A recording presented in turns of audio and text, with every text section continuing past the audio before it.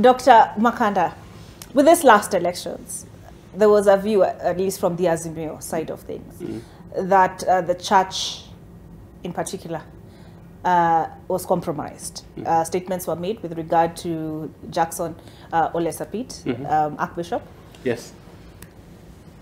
Has that trust deficit, have you, as the church, I know, I mean, it's not like one amorphous entity, right? Yes. But have efforts been made to bridge, to dialogue, to restore that confidence? Let me say that as we speak today, the most trusted institution or group of leaders in Kenya are religious leaders. The confidence level. And Olive, you have millions of people that are your audience. You can carry out a random survey. Just repeat that in 1 quick second. 1 quick second. The most trusted people in this country in terms of levels of confidence, whether it is in Peketoni or in Lamu or in Namanga. I'm calling the guy who's handling our social media so he can put up a poll. Yes. So that let's see if he'll pick up. Yes, and choose. You can say religious leaders, politicians, teachers, or whatever, and see the numbers that you will get. University of Nairobi. I'll try him again during the break. He might be shy. Yes, University of Nairobi, Professor Karuta Kanyingi. Yes, Karuta Kanyingi. Carried out a study last year, and the religious leaders were the highest, just around about elections. So as we begin to talk about religious leaders, these are people who are serving our mothers, they're serving our fathers, they're serving our children out there. They are the most influential group of leaders in this country. And that's why perhaps politicians find it easy to coalesce around them around elections. Because they're trying to get some credibility by association. So that then, peradventure, if I'm liked by this group of leaders, I might just win an election. And you want to look around and perhaps realize that that may be true. That actually these politicians from Kibaki, even from Kenyatta himself, the older, the senior, from Moi, Kibaki, Kenyatta the younger, and William Ruto, and even Baba himself, around elections, they try to associate with the religious leaders, religious institutions. Peradventure, they get the same confidence like the religious leaders have. So let's not make it look like our religious leaders have lost completely. Coming to the matter that you talked about in the last elections. And I remember I kept saying weaponization, but show me there's another... Instrumentalization. Instrumentalization. Yes, instrumentalization. Yes. So the politicians sought to instrumentalize religion, and they have done it. In 2007, there was an MOU between the Muslims and that time, was it NASA or was it ODM? I can't remember the name. In 2013, that was when in 2007. Okay. Yes. I'll Google. Yes, in 2007. In 2013, people went around praying over, was it the Hague? Yes. The Hague issue. Over the Hague issue. But you realize that it was done in churches and in places of prayer. In 2017, the same thing. In 2022, the same thing. So you realize that there is a lot of clout around religion in this country and on the continent. So it's not something that we want to despise. Perhaps we should ask, how should religious leaders be helped to ensure that they conduct their affairs in a manner that they realize that within their congregations, there are people on both sides. Voters are scattered. There is no single congregation in this country where you will go. Even if you went into the interior of Muranga, you will not find unanimity about a candidate, about one candidate. You will realize this one is liked, this one is not liked. So religious leaders need to be conscious about that matter. On the matter of prayer at Bomas, the religious leaders had organized with IBC to have 7 prayers. 7 prayers. There was going to be a Hindu praying. There were going to be like about 3 Muslims praying. There were going to be about another 3 Christians praying on the day of results announcement. But what happened? There was violence within the house. Everything was in disarray.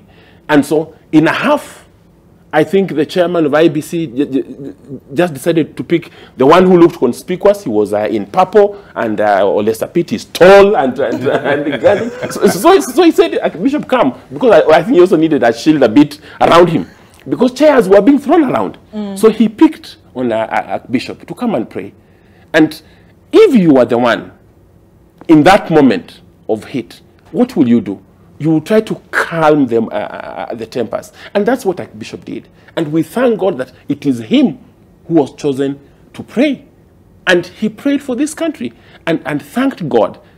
And so that put him on the stage, on the platform, to say, oh, he's been compromised. But yet, before this event, when the campaigns were happening, perhaps he might have been thought to be the other side. More than the Kenya Kwanza side. But just that one event, we tried to heal that wound. When we went around in shuttle diplomacy around the contestation of that election, we met the deputy president, who had been now president-elect, prayed with him, brought along our Archbishop. We met the Right Honorable Raila Odinga at his home. If you retrieve the clip on that day, when it was a Saturday, it is Ole Sapit who spoke on our behalf in the compound of the Right Honorable Raila Odinga. So in terms of saying that he was partisan and perhaps he was rejected or what have you, I think we are past that stage. We healed whatever thoughts that were there at that time. And to the best of my knowledge, none of the leaders that were in Bomas that day were partisan. It is just that it happened that it was Ole Sapit and not Ole Nado and not Chris. we were all there, yes. And we were all of us to pray, by the way. Yes. Yeah. We were all of us lined up for the prayer. For the prayer. All right. But we couldn't have 7 prayers that day. Yeah. We needed to announce the results. I think the chairman panicked and he felt, I just need to release these numbers immediately because I don't know what's going to happen, because there had been a threat to his life. A few of his staff had been wounded. I mean, two of our bishops, one lost his glasses, one was trampled upon. When the chairs were flying? Yes. Bishop Obala and Bishop Rotich of and the chair of Hindu Council, and Sujata. I mean, the chair of Hindu Council. They were trampled on. So it was not an easy matter. Yeah, let me say something about that. About all right. Allow me to take a quick break, and then will you be able to retain the thought? I just wanted to say something on that. Actually, it was not that the religious leaders there knew what was to be announced by the chair of IBC. We did not know. We were there on our own right as observers. So we did not go to the Bomas under the invitation of anybody. But we went to Bomas as observers of the national elections, independent. But now, as our role as religious leaders, we were also given an additional role to lead the prayers, because Kenya is a very prayerful country. That is the only reason that we were in Bomas. All right. We continue with this conversation on this other side of the break. I beg your pardon. Achoka ndo yuko digital. Achoka na kupigia unieke hiyo poll on our social media platforms. And speaking of instrumentalization, remember the chants ni maombi, si uchawi, the conversation. No, the poll will be scientific on the other side of this break.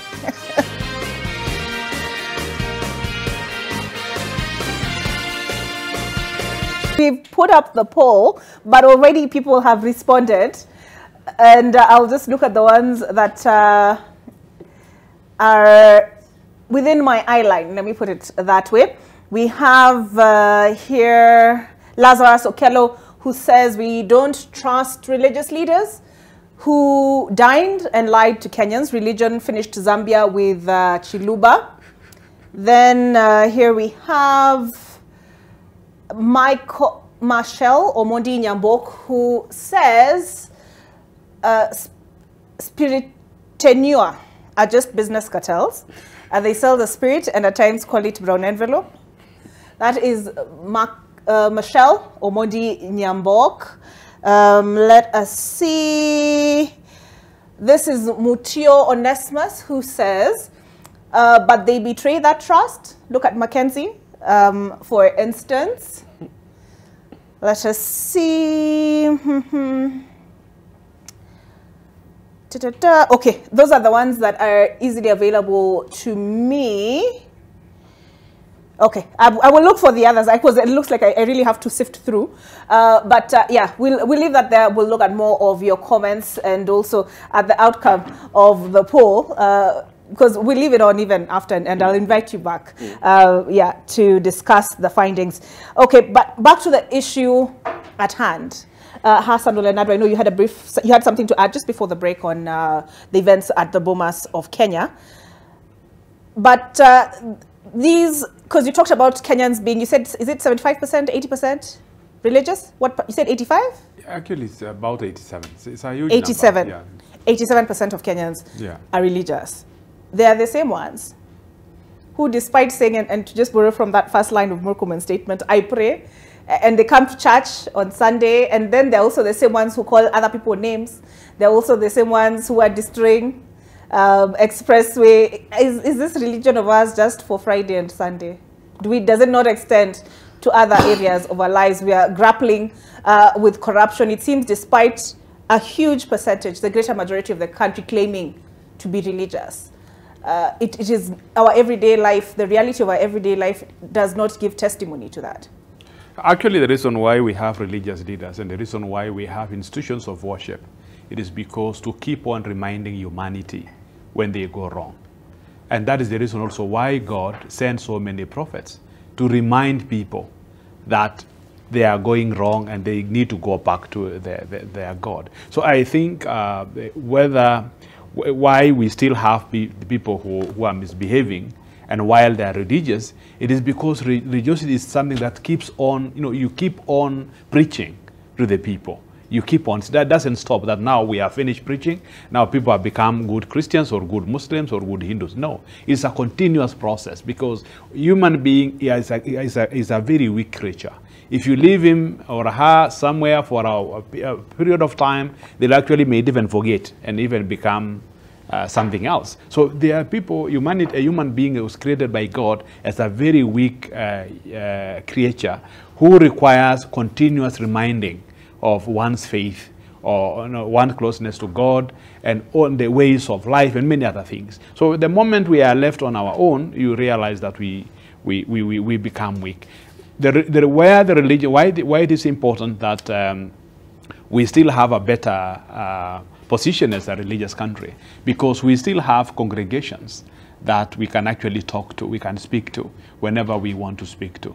And we have an opportunity of guiding them on what we think is good based on even the teachings of our religions, because every religion actually speaks about peace.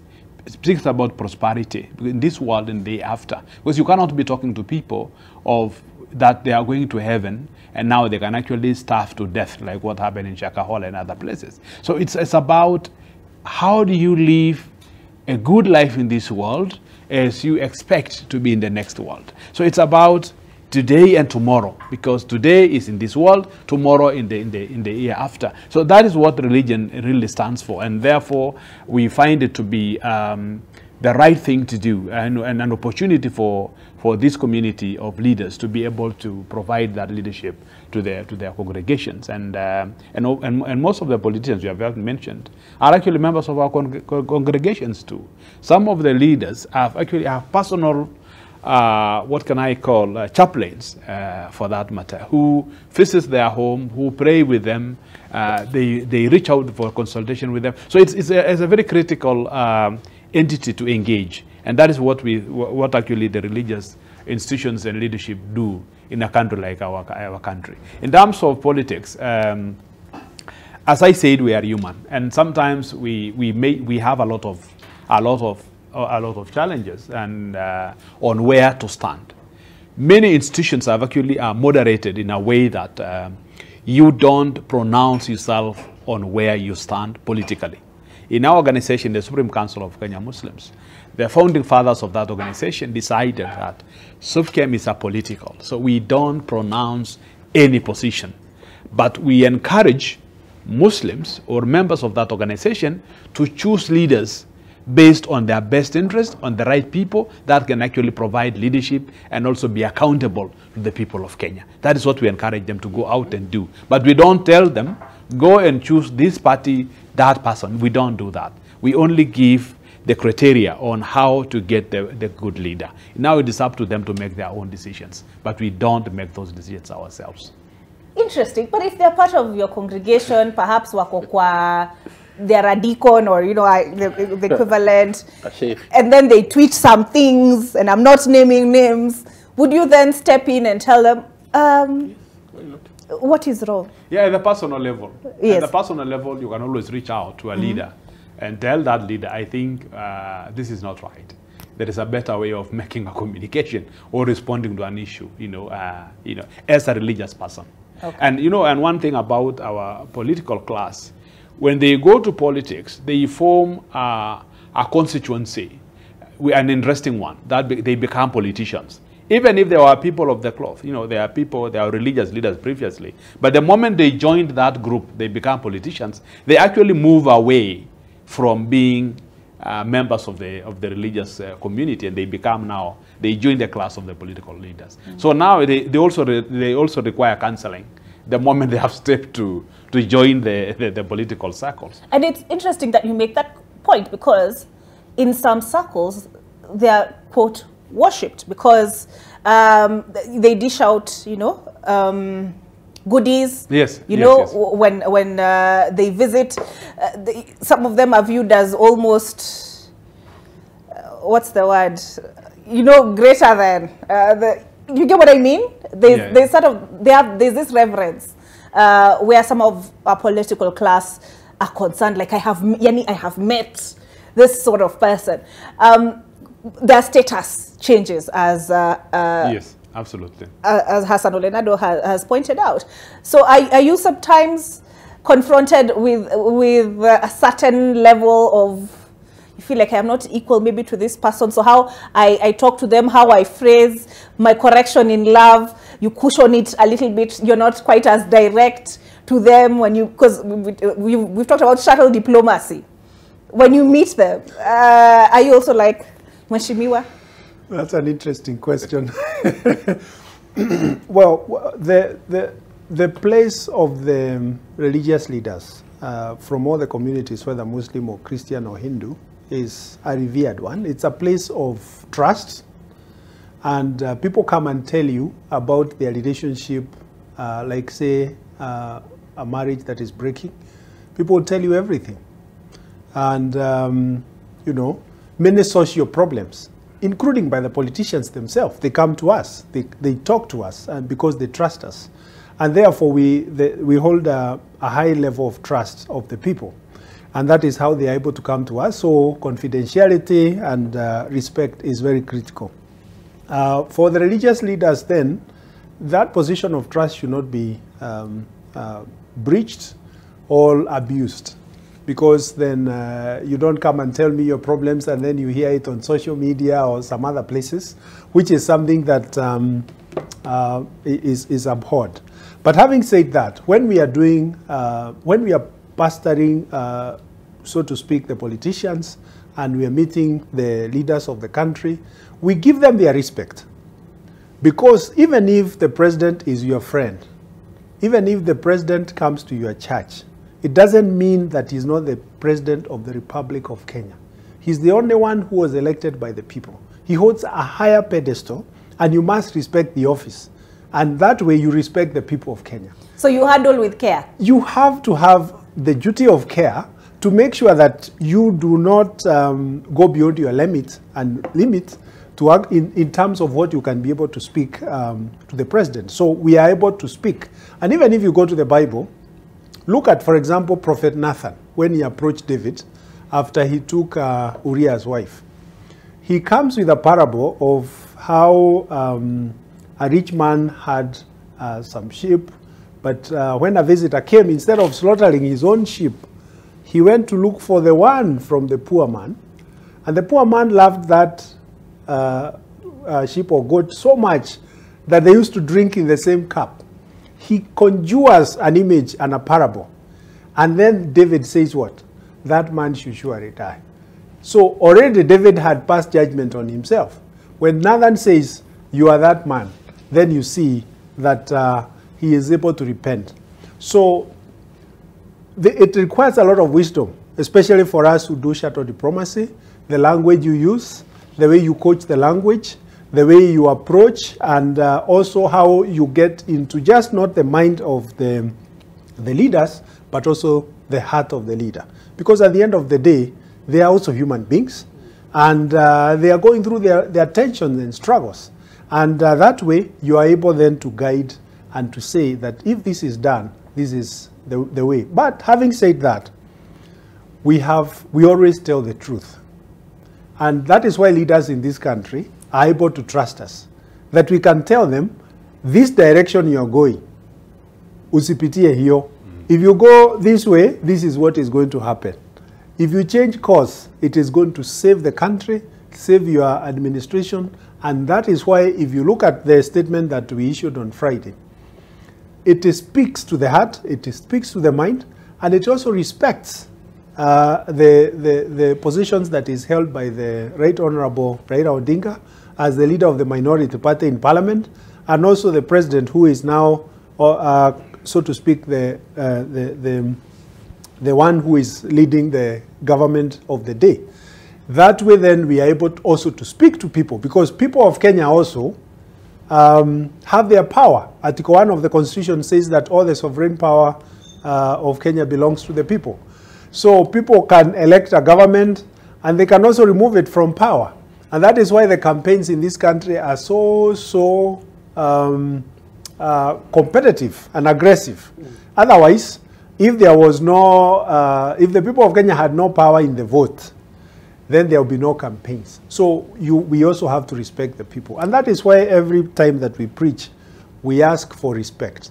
Even for this maandamano that is happening today, we have to remember, first we speak to the policeman. The policeman or the policewoman is also a human being, is also a Kenyan, also has human rights. It's not just the citizens who have human rights. And therefore we ask that the demonstrators and the protesters should treat the police with decorum. They should treat the police with respect and know that they are also doing their job, which is given by the people of Kenya. The protesters also have their families, they have their rights. They should do what they are doing without violence. Looting is not demonstrating, and that is what we are very concerned with. And therefore, if these are able to, these levels of respect as our faith, as our Christian faith has already prescribed, is followed, you will have peaceful demonstrations. And then people will demonstrate even the whole day, and nobody will die, and nobody will be shot, because the police will restrain themselves from using live ammunition on unarmed civilians. And then the demonstrators will not go breaking shops, they will not go destroying the expressway or doing many other things. That way then we'll have a country that has peace, and that is actually what we preach and what we say. But having said that, of course, not everybody wants to follow. We are all sinners, as Romans chapter 3 verse 10 says, no one is righteous, we are weak. And that is why Jesus was sent, as a way of those who fall into sin, then they can go back and say, okay, I am sorry, forgive me. All right. But can we trust religious leaders? And I'll look at some of the comments. I will just tell you, Dr. Makati. I've seen the comments. I've seen the comments. You have seen them? I've seen the comments. But perhaps the better comment there is, most of these people are not on Twitter. I'll check Facebook. It's the same on Facebook. I've seen it on Facebook. But look at it this way. In 2016, when Baba, while you were away, he came over and he returned, and there was there were masses of people receiving him when Baba returned. And there was Monday and there was Thursday. Was it Monday and Friday or Monday and Thursday? Or maybe only you were in high school at that time. No, I wasn't. Yes. I mean, the country came to a standstill every 2 days in a week. It is the religious leaders who negotiated It is us who removed Baba when he was sworn in, the way, in the manner that he was even sworn in. But who acted for Kenya? It is religious leaders who negotiated for Isaac Hassan to leave IBC and his commissioners peacefully and conducted a new, drafted a new law, presented it to Orengo and Kiraitu Murungi at that time, who were chairing the parliamentary party, bipartisan party, amended the law, brought in Chebukati, and we had a peaceful election in 2027.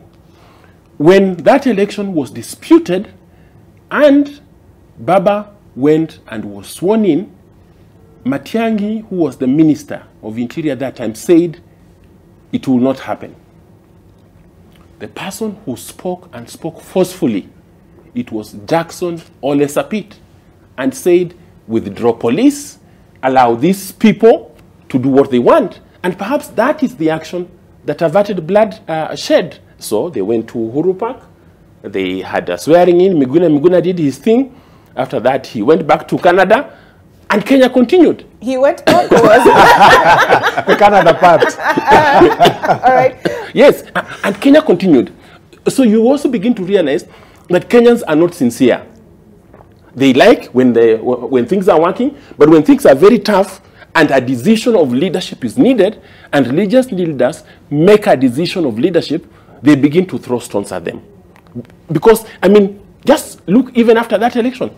The person they are trying to vilify today, perhaps he has spoken the most on speaking truth to power to this government. If you just pull the clips that you have as NTV or any media about this one clergy, you realize perhaps he has represented the voice of Kenyans better than anybody else. So I think it's just Kenyans who have a short memory. They don't appreciate that leadership sometimes will require that some people take certain compromises, some people make certain hard decisions, and it will not always be liked. Yeah. So I think for me, religious leaders are not looking for liking in quotes. Religious leaders are looking for what is right for Kenya. Right. And we are trying to pursue that gently but firmly. When we meet these leaders, yesterday, we were in meetings with you, with the two sides.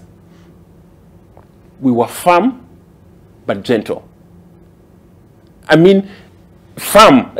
Some of the things that I heard being said, some of the leaders, in fact, I was looking at our leaders speak those things, and I would say, I wouldn't have the courage to say those things. But those things were said. It is not right for you to cause Kenyans to die on the streets because they are poor. Strong words, but yet firm, being told, let's be gentle with each other. Government, take your role seriously. Just read those statements. Take your role seriously. The words are gentle, but the words are firm. Be merciful to Kenyans. That's what we are saying. So we are not seeking to be liked. We are seeking to represent what is right. And I think none of us here is trying to pursue to become what do you call a celebrity. Okay. Yes, we are not seeking to be celebrities. We are seeking to represent God. Okay. Thank you. Hassan Ole Nado, I'll invite you to have the last word if Yes, you I want to allow. add my voice to what Dr.